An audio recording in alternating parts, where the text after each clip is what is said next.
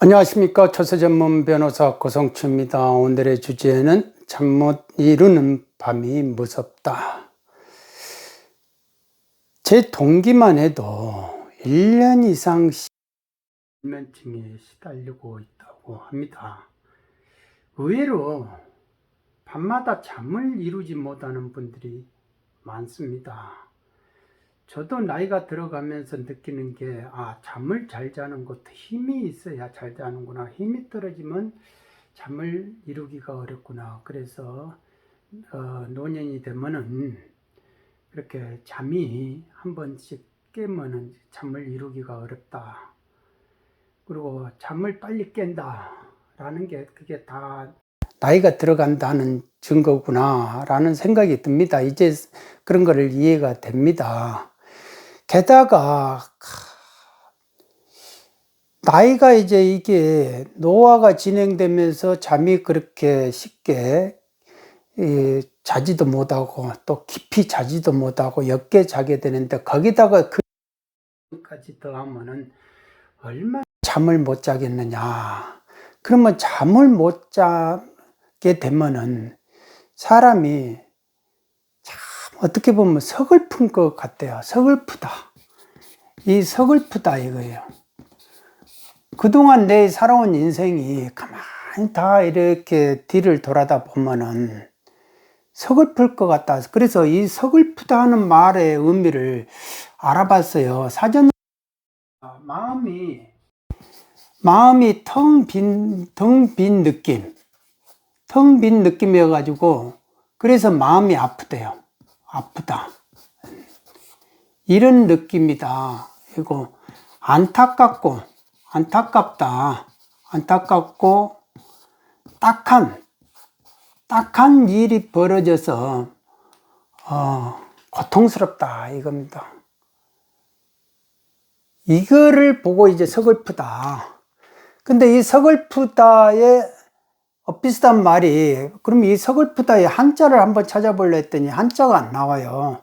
그냥 이 슬플 비자만 나와요. 슬프다, 이거는 슬프다, 이거예요. 슬프다고 또 개념이 비슷한 게 서럽다가 또 나오더라고요. 서럽다.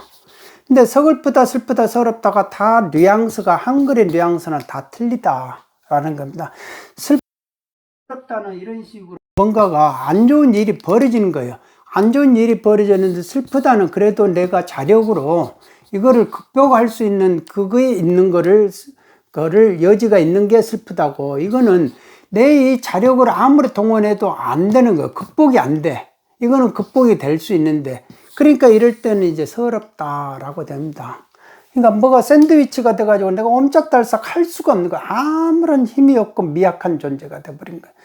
지금 요즘에 이제 세금 국가 시절에 세금으로 이제 근심 걱정하는 분들이 다 이런 서럽다라는 느낌이 되고, 이게 이제 더 이렇게 진전되면은 서글픈 마음이 드는 거죠. 내 인생이 가만히 보면 이게 뭔가 하면서 열심히 살아왔다고 하는데 이게 뭔가 이렇게 되면 마음이 텅 빈 것 같고, 그러면 이제 무상이 되는 거죠. 무상병이 걸리면 그거 참 극복하기 힘들어요. 병 중에서 무상병이 상당히 무섭습니다. 오늘 제가 사회행위 취소 소송에 이제 2심까지 갔다 왔거든요. 그리고 변론 종결을 했는데, 지금 우리 사회행위 소송에 소송 수행자가 존경스러울 만큼 그렇게 소송 수행을 적극적으로 열심히 하고 그렇게 해요. 그러면서 자꾸 변론에 와가지고 뭐를 사실조회를 해봅시다. 뭐를 해봅시다. 무슨 서면 하나 내면 즉각 내고, 그런데 그것도 꼭 뭐 좀 이렇게 야비하게 미리미리 내면 얼마나 좋아요. 그런데 내일이 변론이면 오늘 그 전날 내고 이러는 거예요.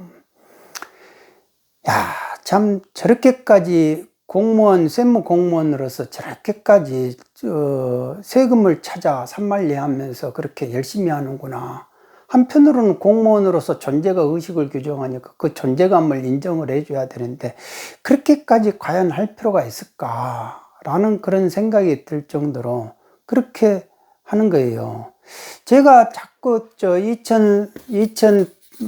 7년 11월에 제가 국세청을 떠나기 직전에 서울청 간부회의에서 서울청 전 관서장이 듣는 그 회의에서 제가 발표를 한 적이 있어요. 이 사회행위 취소 소송의 문제점을 통해 가지고 약자의 서름에 대해서 약자의 서름, 서럽다 이거죠. 그 서러운 마음을 내가 한번 표현을 해봤어요. 표가 이렇게 그려진 게 있고 이렇게 그려진 게 있다 이겁니다. 이 표는요, 지금 여기서 이렇게 보면요, 이게 이렇게 기점으로 하면 이게 한 3억 정도 돼요. 그러니까 사회행위 취소 소송의 속가가 3억이다 이겁니다. 그러니까 체납비 3억 미만이에요. 그러니까 A가 이제 1억 미만이면은 제일 비율이 높아요. 사회행위 취소 계류 사건을 비율을 따져보면 이렇게 1억 미만이 이렇게 놓고 이렇게 해서 3억을 기점으로 해가지고 이게 대부분을 차지해요. 서울청 사회행위 소송의 대부분을 차지하는 게 이거다 이거예요. 그리고 이 정도면은 이게 이제 이렇게 되면 10억 이상이 되면 이 정도 계류가 적다 이거예요. 그러니까 이 말은 뭐냐면은 고액 체납자는 이렇게 사회행위 취소 소송으로 걸고 넘어지기가 힘들다 이거예요. 그러니까 소시민, 선량한 어떻게 보면 소시민들이 대부분 사회행위 취소 소송에 걸린다 이겁니다.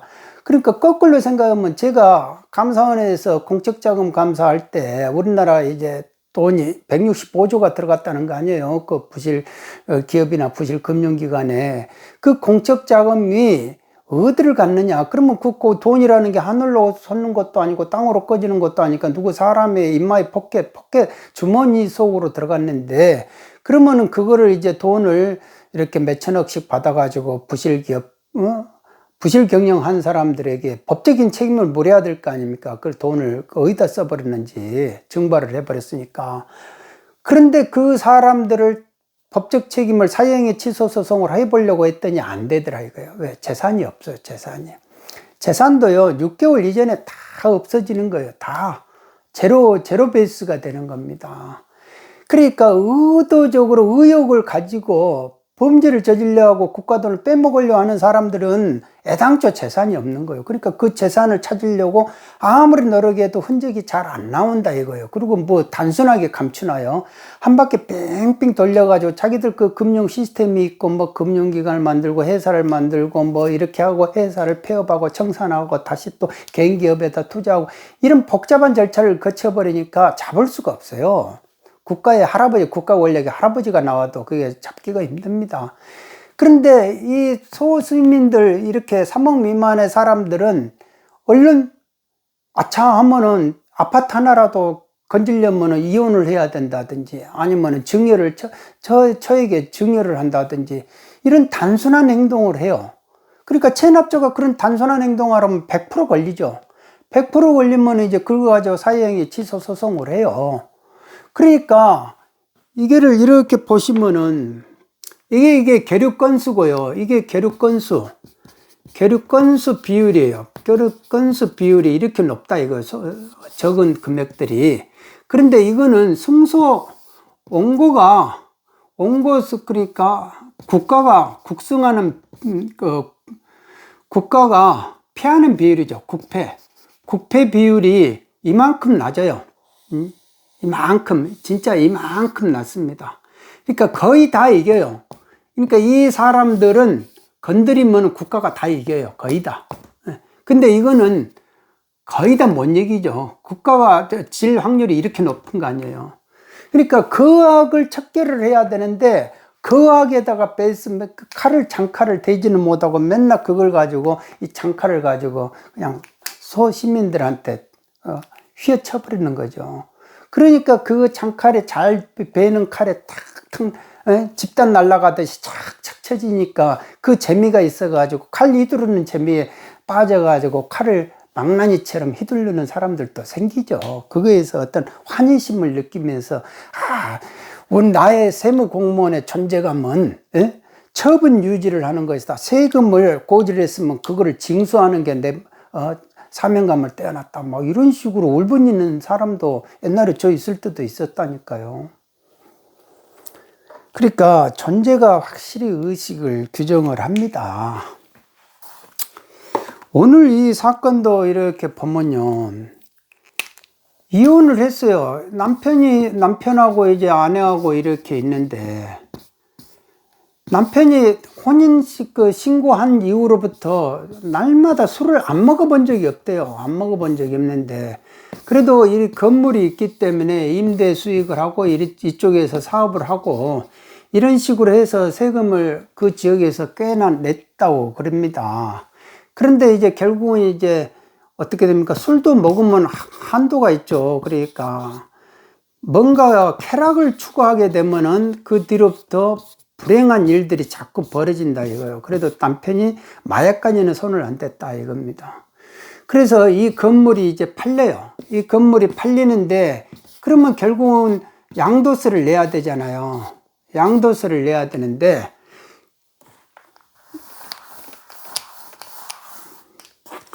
자, 양도세를 내는데 아내하고 이제 결국은 이혼을 했어요. 이혼을 하니까 남편이, 아내가 이렇게 했으면 전체적으로 남편이 10억을 이제 수중에 됐다 이거예요. 뭐 이런 대출금 채무 다 이렇게 승계시키고 나서 현금으로 이렇게 수중에 되는 것이 10억이었다. 그러니까 계약금 받고 중도금 받고 잔금 받고 이러는 과정에서 10억을 전체적으로 10억을 받았는데, 이 아내가 한 7억 정도를 가지고 가고 남편이 3억 정도를 가지고 갔다 이거예요. 그리고 이 7억 부분에서 여기에서 한 3억은 아내가 그동안에 뭡니까? 변호사, 이 남편이 또 구치소 가고 뭐 이렇게 되다 보니까 그 돈을 썼을 거 아니에요. 변호사 비용이든지 무슨 비용이든지 이렇게 뒤처리하다 채무 갚고 뭐 이렇게 하는 돈으로 쓴 거예요. 그러니까 여기서 이렇게 돈이 들어오면 이쪽으로 주고 이쪽으로 들어오면 이쪽으로 주고 잔금 들어오면 이쪽으로 주고 그 자리에서 수표로 아예 받아가지고 수표로 어디를, 왜냐면 이 돈 받아오면 또 어디다 써볼까 봐. 그러니까 그 계약금 받고 중도금 받고 잔금 받는 그 자리를 쫓아가가지고 그 자리에서 딱 받고 이렇게 썼다 이거예요. 그러니까 결국은 7억이 갔는데 여기가 이제 그 체납세금이 2.5억이다 이겁니다. 2.5억이니까 2억 5천이니까 나중에 보니까 이 3억도 이제 없어져 버렸더라 이거죠. 국세청 입장에서. 그러니까 징수가 안 된 거예요. 안 된 거니까 이 사람은 영원이다. 영원. 적극 재산이 영원이고 채무는 2.5억이나 된다 이거죠. 그러니까 이런 상황에서 이 7억이나 줬다. 7억이나 줬다. 그러니까 이거 전부 다 증여로 했기 때문에 이거 전부 다가 이제 적극 재산 자기들 조세를 회피하기 위해서 증여한 거다 이렇게 해가지고 사형이 건 거예요. 근데 여기서 그러면 재산 분할의 입장에서 10억을 받았더면 5억 받는 거는 기본적으로 당연한 거 아니에요? 50% 받는 거. 그런데 이게 각기 증여, 우리가 이제 과세 처분하면은 이게 각기 계약금 받을 때 가지고 갔으니까 증여가 있었고 또 이렇게 가지고 갔을 때 증여가 있었고 잔금 받아갔을 때 증여가 있었으면 최소 이렇게 3번의 증여가 있는 걸로 과세 처분을 하게끔 돼 있어요. 그러면은 이때 이렇게 가지고 갔으면 A가 1억 가지고 가고 2억 가지고 가고 이제 나머지 잔액이 이제 뭐 7억이었다. 그렇게 되면은 1억 가지고 간다 하더라도 나머지가 이게 채권이 본인이 9억 가지고 있잖아요. 9억에서 1억 줘봐야 9대1 이렇게 해봐야 A가 2.5억이고 그러면은 이게 돈 없잖아요. 적극재산이 없잖아요. 그리고 또 그러면은 이제 2억에서 이제 또 여기서 2억을 가지고 갔다. 그러면 나머지 그래도 7억이 남고 있잖아요. 그러면은 당연히 2.5억보다 더 높죠. 그러니까 이런 식으로 따지면 개별적으로 따져버리면은 채무 초과라는 것이 존재하지 않는다 이거예요. 그러니까 사회행위 자체가 아니다 이겁니다. 이런 것들이 전부 다 사회행위가 안 되는데, 그러니까 머리를 돌려가지고 이거 전체를 다 합해가지고 이게 전체가 하나의 증여행위다. 하나의 증여행위. 증여행위다 이렇게 해놓고 이게 돈 없어진 거 영원이다. 결국은 나중에 보니까 영원이 됐다라고 이렇게 해가지고 하나의 증여행위니까 채무 초과니까 이거 사형이가 된다 이런 식의 논리를 제가 볼 때는 억지로 만드는 거죠. 억지로. 과세 처분하면은 이걸 하나로 해가지고 통으로 해가지고 과세할 것이냐. A쪽으로 간 금액 전체를 3번에 걸쳐서 갔으니까 그거를 3개의 증여 행위가 존재하는 것이죠. 그러니까 사람이 세무 공무원이면 그래도 법리에 따라서 동일하게 동일하게 생각을 해야 될 거 아니야. 내가 과세 처분할 때는 3개의 증여행위가 있고, 사유행위 취소 소송할 때는 하나의 증여행위가 있다. 이런 식으로 말을 하면 되겠냐 이거죠. 그러니까 결국은 그게 법원에서 먹히지를 안 했어요. 1심에서 먹히지를 안 했기 때문에 또 항소를 했단 말입니다. 그러니까 또 여기 2심에 와가지고 뭐 여기다 돈을 쓴 게 뭐가 있는데 그걸 뭐 사실 조회해보자. 아니, 사회행위 요건 소송 검토를 할 때 애당초 이 사람이 사회행위라고 했다면 그걸 확정을 가지고 그때 요건을 다 검토해가지고 이렇게 해야 되는데, 일단 걸어보고 나중에 법원 가가지고 재판장님, 판사님 하면서 이거 사실조회 한번 해보시자. 그러면 그거에 대해서 별 감흥이 없는 사람은 그래 그렇게 해보자 이런 식이 되면 재판이 계속 길어진다 이거예요. 네. 그렇게 하면서 재판이 계속 길어지는 거예요. 아니, 요건 검토를 미리 다 하고 나서 과세 처분도 일단 걸어보고 소송 도중에서 이렇게 메꾸는 일들이 많아요. 그러니까 조사청에서 조사 공무원이 했던 논리를, 부족한 논리를 송무팀에서 그거를 채워요. 부족한 논리를 채워 넣어줍니다. 근데 하나의 해가 하나면은 하나라고 말을 해야지. 어떻게 해서 만강의 달이 하늘에, 하늘에 달이 하나인데 강물에 10,000개가 달이 있다고 10,000개라고 주장을 하느냐 이거죠. 그러니까 그거를 본인도 나중에 세무공무원 끝나고 밖에 나가서 살 때 내 처자식도 동일하게 이런 일이 세무공무원 될 때 그러면 동일하게 같은 논리가 범해지려면 본인 스스로가 똑같은 법리를 가지고 말을 해야 되는 거는 당연하다라는 겁니다. 납세자 보고 물어봤어요. 소감이 어쩌냐. 그러니까 서글프다고 그래요. 서글프다. 예전에는 내가 이렇게 없는 사람도 아니고 그러니까 뭐든지 남한테 얻어먹지를 안 했다. 이거 내가 하나라도 더 사고 2번이라도 더 살려고 했으니까 그만큼 사람들이 이렇게 주위에 많았다 이거예요. 주위에 많았는데 결국은 세금 때문에 이런 일이 벌어지고 결국은 이혼하게 되고 그러다 보니까 이 사람들이 쑥덕쑥덕 한다 이거예요. 예전에 그렇게 자신있게 살더니 왜 그렇게 위축이 됐어? 이런 말 듣기가 싫은 거예요. 이런 말 듣기가.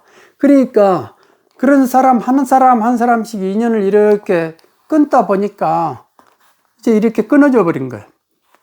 그러니까 여기가 내가 사는 고장이 부산이면은 이 부산이 싫은 거예요. 그래서 멀리 이렇게 그냥 서울로 이렇게 세를 산다 이겁니다. 서울로 올라가가지고 아무도 이제 안 만나고 아무도 안 만나고 산다 이거예요. 그러니까 세금이 징글징글하다. 세금이.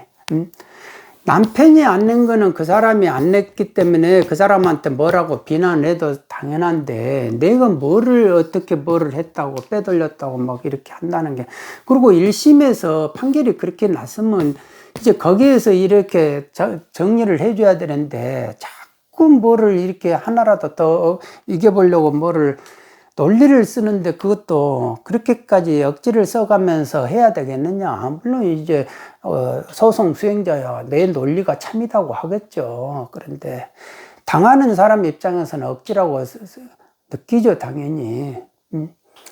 그러니까 이게 소송이 계속 길어지고 시간이 길어지니까 걱정이 되는 거예요. 그러니까 근심 걱정이. 내가 있는 재산 간신히 이 세입자 전세금으로 가지고 전세 들어왔는데 그 전세금 뺏겨버리면 이제 사형이 소송에서 져버리면 돈을 돌려줘야 되거든요. 집 팔아서라도 현금화 해가지고 가액으로 돌려줘야 돼요. 그러면 2.5억 돌려주면은 내가 그 전세금으로 5억 가지고 있으면은 5억 다시 보증금 빼가지고 2.5억 주고 나면 그 2.5억 가지고 어디 가서 사냐 이거예요, 서울에서. 그러니까 이분이 하시는 말씀이 이게 사는 게 아니고 연명하는 느낌이다. 이거 연명하는 느낌이다. 내가 무슨 세상이 앞으로 무슨 세상이 더 좋아진다고, 응? 그나마 뭐 내 자식이라도 있어가지고 혹여나 내가 앞에 세상에 이제 앞날이 조금 좋아질까? 그런 정도로 느낌으로 연명을 하는 건가? 그러니까 연명하는 느낌이다 이거예요. 그러니까 제가 요즘 이런 말을 많이 들어요. 자주 들어요. 이게 명예도 사람이 이 명예도 죽음에도 이 자동 타이머가 있었으면 좋겠다는 그런 말을 많이 들어요. 그냥 자동으로 시계가 딱 정했으면 내가 65세다 하면은 그냥 딱 그때 그냥 저절로 딱 고민 없이 죽었으면 좋겠다 이겁니다. 그런데 인생이 또 그렇게 되지가 않은 게, 인생은 땜질이라고 하잖아요. 땜질. 저희 참 이 말이 와닿더라고요. 인생은 땜질이래요. 어떤 분이, 저를 계셨던 어떤 분이 너무 그냥 외롭고 적적해서 그냥 죽으려고 했대요. 그러니까 자살을 시도를 했는데 안 죽어지더라는 겁니다. 안 죽어지더래요.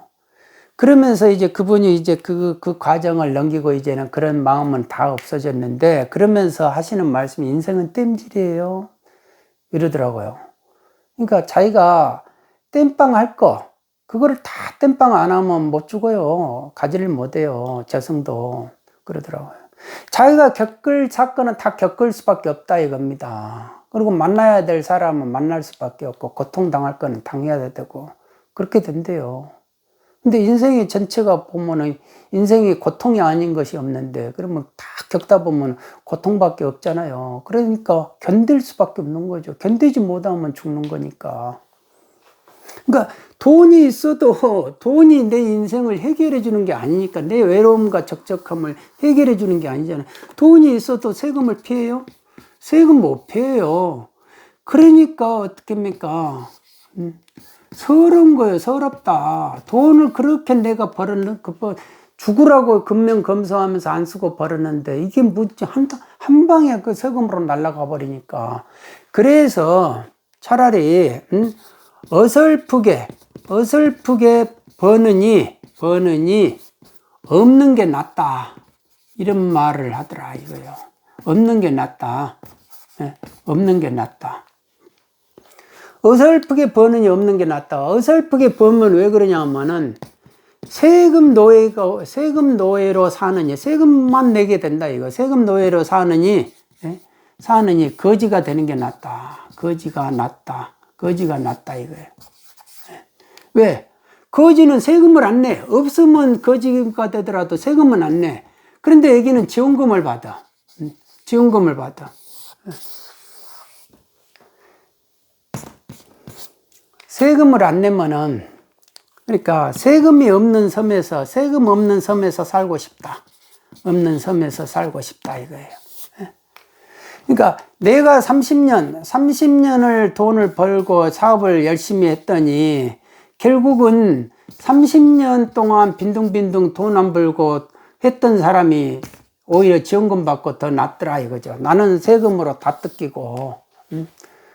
이게 세금 노예다 이거예요. 그러니까 어설픈 중산층들은 세금 노예로 살 수밖에 없다라는 겁니다. 그러니까 이게 그래요. 이게 세금이. 그러니까 이분도 딸한테 그렇게 말했대요. 궁상스럽게 살지 마라. 궁상스럽게 살지 마라. 너 월급으로 절대 돈 못 모은다. 지금 이 시대가 다 편리성, 배달의 편리성 하기 위해서 다 빨리빨리 하다 보니까 다 소비하게끔 돼 있다. 예전엔 믹스 커피 먹던 것이 이제는 드립커피에다가 무슨 커피에다가 이렇게 먹어야 되고 배달시키고 뭐하고, 지금은 점심값 하나 먹는데 기본적으로 9,000원 이상씩, 10,000원 이상씩 내야 되잖아요. 그러니까 우리 이쪽 사무실 단지에도요, 의외로 점심 안 먹는 분들이 많대요, 직원들이. 의외로. 그렇답니다. 그러니까 월급으로 돈 못 모은다. 월급 아낀다고 계속 해봐야 돈 못 모으니까 궁상 떨면서 살지 말아라. 그리고 먹는데 잘 먹어라, 차라리. 옷이라는 거는 날개라지만은 돈이 있으면 내가 어느 날 딱 가가지고 그냥 근사하게 옷을 사 입으면 딱 입으면 날개가 된다 이거죠. 그런데 내 몸은 한번 축 나고 건강 잃으면은 이게 회복이 안 된다 이거예요. 돈으로 아무리 회복이 하려 해도 안 된다. 그러니까 이 내 몸에다가 투자해라. 내 몸에다가 잘 먹고 이런 거에다가는 돈을 아끼지 말아라. 그러니까 함부로 돈 모으려고 막 궁상 떨게 몸 상하게 그렇게 하지 마라. 라고 이렇게 딸에게 이렇게 말을 한대요. 그러니까 자식을 보면 딱 하죠. 자식을 보면 딱 하잖아요. 이런 자식들의 젊은 애들의 미래를 보면 딱 하잖아요. 그런데 내가 어떻게 자력으로 이 극복을 해주겠느냐 이거. 내가 그만한 사형의 취소 소송에 걸려가지고 이렇게 근심 걱정에 잠을 못 자는데 내가 어떻게 자식의 그 미래까지 보장을 해주겠냐. 그러니까 자식을 이렇게 보면 저희도 저렇게 고생할 거 생각하면 괴롭다 이거예요. 괴롭다. 그러잖아요. 지금은 이 세금으로 중산층이 되면 세금으로 내야 돼요. 세금으로 국가에다 내놔. 없는 사람이 월세를 꼬박꼬박 내면서 집주인한테 내놔. 이것도 월세다 이거예요. 결국은 국가한테 내는 것이 월세고 집주인한테 내는 것도 월세다 이거. 그러니까 없으나 어설프게 있는 사람이나 다 월세 내는 신세다 이거예요. 월세 내는 월세 내면서 사는 신세밖에 안 된다. 다 똑같다 이거예요. 공감을 하시는지를 모르겠습니다. 과거는 이미 써버린 화폐다. 이미 써버렸는데 무슨 소용이 있겠느냐 이거예요. 미래는요, 아직 발행을 하지 않았어요. 발행하지 않은 채권이다 이겁니다. 아이, 뭐, 발행도 안 했는데, 뭐, 이 채권이, 그게 지금 소용이 있느냐, 이거예요. 그러니까, 과거를 탓할 것도 없고, 과거를 다시 돌이킬 것도 없다, 이거예요. 돌아오지 않을 미래 이것 가지고 내가 뭐를 할 것도 없다, 이겁니다. 그러니까, 확실한 건 지금 현재밖에 없다, 이거예요. 지금 현재, 가장 확실하다, 이거예요. 지금 현재가. 그러니까, 지금 현재가 가장 확실한데, 이게 가장 소중한 가치가 있는데 지금 이거를 근심, 걱정, 초조, 불안 이런 식으로 이 시간을 녹여버리면은 지금 이 황금 같은 보석을 다 그런 식으로 보석인 줄 모르고 이렇게 지나가다 보면 내일이 어떻게 해서 또 있겠느냐 이거죠. 계속 근심, 걱정이고 오늘도 불면이면 내일도 불면이고 잠이 안 오고 이렇게 된다 이겁니다. 그러니까 당부를 하더라고요. 당부를 제발 공무원 값을 내라. 좀 자격을 가져라 이거죠. 공무원 값을 좀 해라. 공무원은 세금으로 연명하지 않느냐. 이 세금이 누구한테 오느냐 이거죠. 국민 납세자한테 오는 거 아니냐. 납세자. 그러니까 납세자를 자꾸 무슨 도둑놈 취급하면서 막 후려치고 뭐 이렇게 하지 마라 이거예요. 사람이 그러니까 제가 항상 하는 게 모럴이 있다 있거든. 국가 권력은 모럴이 있다 이거예요. 모럴을 지키지 않으면 모럴 해저드가 있으면 이거는 깡패밖에 안 돼요. 깡패. 국가 권력이 깡패밖에 안 된다 이겁니다. 무슨 뒷골목의 양아치들도 아니고 이런다 이거예요. 그러니까 사람이 함부로 이렇게 몰아치고 함부로 뭐를 이렇게 막 오버를 하는 거는 고통에 고통을 주는 거는 안 된다 이거죠. 사람이 공무원은 구제하는 사람이지 규제하기 위해서 태어난 사람은 아닌 거예요. 그러니까 이 따뜻한 세정이라고 예전에 어느 국세청장님이 따뜻한 세정하니까 밑에 직원들이 무슨 놈의 세금이 따뜻하냐 이 모순이다. 그러니까 그분이 그 윗분의 마인드를 이해를 못해서 그랬을 뿐이에요. 그리고 봉사하는 검찰 이 말을 하니까 무슨 검찰이 봉사하냐. 검찰은 수사만 더 열심히 잘하면 됩니다. 무섭게 하는 것이 그게 본분이다. 이렇게 말을 하죠. 80세 노모가 있어요. 80세 노모가 있는데 자식이 사업을 하다가 체납을 했어요. 체납자가 되니까 자기 아파트가 있잖아요. 아파트. 유일한 재산이에요. 이걸 팔아버렸어요. 팔아가지고 현금화 시켜가지고 자기가 이거 일부는 가지고 어머니한테 8천만 원, 당시 8천만 원, 이게 이제 2004년 당시 사건이고, 내가 2007년 그 사형의 취소 소송에 대한 문제점을 발표하면서 사례로 들었던 사건이에요. 실제 우리 과에서 벌어졌던 사건인데, 이게 8천만 원을 전세 보증금으로 해가지고 어머니 노모의 전세 자금으로 써주고 나머지는 자기가 가지고 행방불명 돼버린 거예요. 어디로 떠버린 거예요. 그러니까 국세청은 이 사람을 추적하다 보니까 이 자금이 매도를 했잖아. 아파트 매도 자금이 어떻게 됩니까? 매수인이 이렇게 있는데 매수인이 이쪽에다가 돈을 줬어요. 돈을 줬는데 이 부분이 일부가 이렇게 80세 노모한테 들어갔다. 전세 보증금. 그러니까 이 부분을 어떻게 됩니까? 압류를 낸 거예요. 압류를. 이렇게 사형의 취소 소송으로 해가지고 추심을 해야죠. 추심을 해버리는 거예요. 그러니까 사형의 취소 소송을 하는데 송달을 하는데 이분이 무슨 뭐 소장 송달을 받았는데도 무슨 뭐 그게 무슨 말인지 그걸 어떻게 알아. 80세 넘어가 내 건강 지키기도 바쁘고 누워있기도 바쁜데, 그러다 보니까 이제 그냥 무변론으로 국가가 이겨버렸죠. 그리고 그 판결문도 공시송달로 갔어요. 그러면서 갑자기 추심을 해버리는 거예요. 그러면은 이게 이분이 어떻게 되느냐, 이거 길거리 나앉을 수밖에 없죠. 그러니까 노숙자 위한다고 무슨 세금 더 걷어야 돼가지고 복지해야 된다고 하면서 이렇게 노숙자 만들고 어디로 가게 만드는 거예요. 그러니까 그래서 그때 제가 말을 했어요. 영세 자영업자라든지 소시민들에게는 징수를 빡세게 하면 안 된다 이거죠. 엄격하게 하면 안 된다. 우리가 국세징수법을 자꾸 징수를 빡세게 하는 근거법으로 생각하는 분들이 많아요. 절대 안 그렇습니다. 법의 의미는 규제가 아니에요. 구제지. 살리는 겁니다. 그 살리는 근거를 만들어주는 게 국세징수법이다 이겁니다. 그러니까 국세징수법의 취지는 뭐냐 하면은 어려우면은 강제적으로 탈탈 털어버리지 말고 보호를 해라 이거예요. 일단 유보를 하고 그 사람이 살아날 때까지 기다려라 이거예요. 기다리는 근거법이다 이거예요. 국세징수법이. 근데 그 법의 취지를 내가 그걸 가가지고 재산을 막 압류하고 뺏어서 오는 그런 근거법으로 생각을 하니까 이게 문제가 생긴다 이겁니다.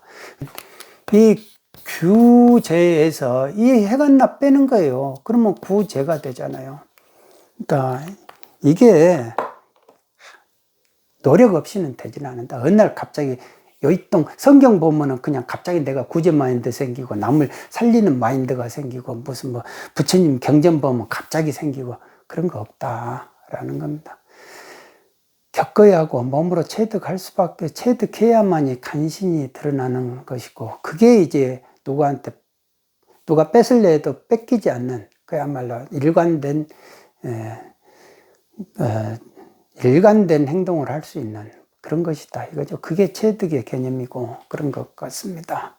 우리 공무원들이 다 그런 구제의 마인드를 체득을 했으면 좋겠다. 체득을 해서 납세자 항상 위하려고 보호하려고 의심하지 말고, 국가가 세금 덜 걷는다 해가지고 국가 망하는 거 없어요. 어차피 오늘의 내 이 공무원이 영원히 가지 않는다. 이게 돌고 돈다. 근데 그 다음에 내 자식들한테도 또 연결되고 오늘의 내가 겪는 이 끝이 결국 내 처자식한테 다시 오는 경우를 당할 것이다 라는 겁니다. 그게 돌고 도는 인생은 참 묘한 것이다 라는 거. 자기가 뿌린 만큼 얻는 것이고 뭐를 뿌리면 뭐를 날 수밖에 없는 거. 원인이 있으면 그 결과가 있다. 그러니까 그 결과가 고통스럽다면 내 원인을 한번 생각을 해볼 필요 있다. 그게 드러나지 잘 생각이 안 난다 하면 나는 항상 참으로 살았다. 내가 참이고 상대가 내 의도를 모르고 했다. 나는 항상 어떤 진짜 내가 뭐 세상을 위하면서 다른 사람을 위하려고 살았다. 그거는 착각이다 이거야. 가만 자기 자신을 침잠해 보면 알게 모르게 지은 죄가 어마어마하게 많다는 걸 알게 됩니다.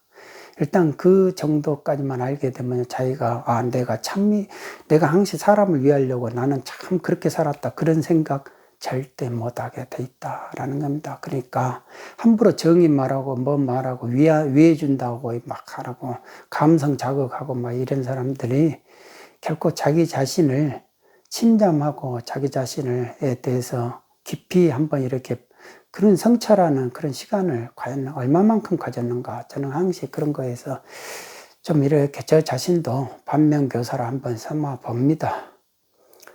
오늘도 내일 또 항상 이렇게 잠 못 이루는 구독자 여러분이 혹 계실지 모르겠습니다. 오늘 그래서 제가 조금 길게 찍었습니다. 왜? 제 이야기 자장가처럼 들으시면서 주무실 수 있게끔 제 마음을 바람을 거기에다가 담아서 이렇게 찍어봤습니다. 구독자 여러분, 오늘 밤은 푹 편안하게 주무시기 바랍니다. 감사합니다.